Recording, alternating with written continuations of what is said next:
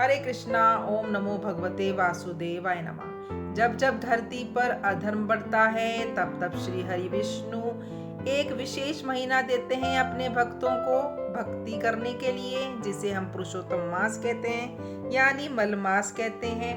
पौराणिक ग्रंथों के अनुसार लगभग हर 3 साल में आने वाले अतिरिक्त महीने को अधिक मास या मल मास कहा जाता है। इस मास को कोई स्वामी ना मिलने के कारण इसे अशुद्ध माना जाता था। अपने उद्धार के लिए यह महीना जब भगवान विष्णु की शरण में गया तब उन्होंने इसे अपना नाम देकर पुरुषोत्तम मास बनाया और इसे सभी महीने में सबसे पवित्र घोषित किया गया। हिंदू पंचांग के सभी 12 महीनों के अलग अलग देवता स्वामी हैं, परंतु इस अतिरिक्त मास का कोई स्वामी नहीं था, जिस कारण इसे सभी शुभ कार्यों के लिए अयोग्य मानकर मल मास कहा जाने लगा। लोग इसकी निंदा करते थे। इस उपहास से दुखी होकर मलमास रोता हुआ भगवान विष्णु के पास वैकुंठ धाम गया। उसने अपनी व्यथा सुनाई और प्रार्थना की कि सब उसका तिरस्कार करते हैं। भक्त वत्सल श्रीहरि उस मलमास को लेकर गोलोक गए। वहां भगवान श्री कृष्ण विराजमान थे। भगवान कृष्ण ने मलमास की पीड़ा को समझा और कहा, आज से तुम मेरे स्वामी तत्व में रहोगे। भगवान कृष्ण ने इस महीने को अपना नाम पुरुषोत्तम दिया। उन्होंने आशीर्वाद दिया कि ये मास सभी महीनों में सबसे उत्तम और पवित्र होगा, क्योंकि इस महीने का नाम साक्षात पुरुषोत्तम के नाम पर रखा गया है। इसलिए इसमें किया गया जप तप दान और पूजा का फल 12,000 वर्षों के पुण्य के बराबर माना जाता है। तो भक्तों, इस महीने क्या दान करना है, क्या नहीं करना है, वह सब मैं आपको बताने जा रही हूँ। तो ध्यान पूर्वक सुनिएगा और वीडियो को अंत तक अवश्य सुनिएगा।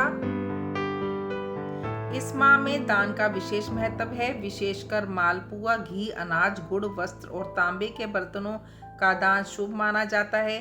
शाम के समय तुलसी के पास, मंदिर में या पवित्र नदियों के किनारे दीपदान करें।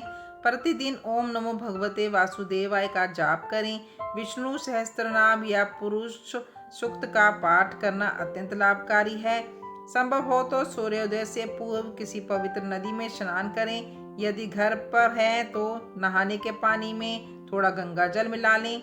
इस मास में श्रीमद् भागवत गीता अथवा भगवत पुराण या रामायण का पाठ करने या सुनने से मानसिक शांति और मोक्ष की प्राप्ति होती है।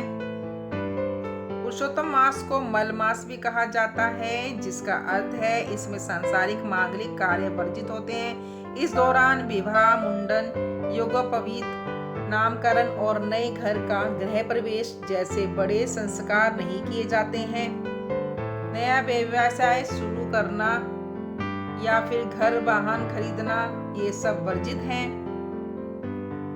तामसिक भोजन का त्याग करना है। इस महीने मांस, मदिरा, प्याज, लहसुन और नशीले पदार्थों का सेवन ना करें। इसके अलावा शहद, राई और उड़द की दाल का सेवन भी कम करने की सलाह दी जाती है।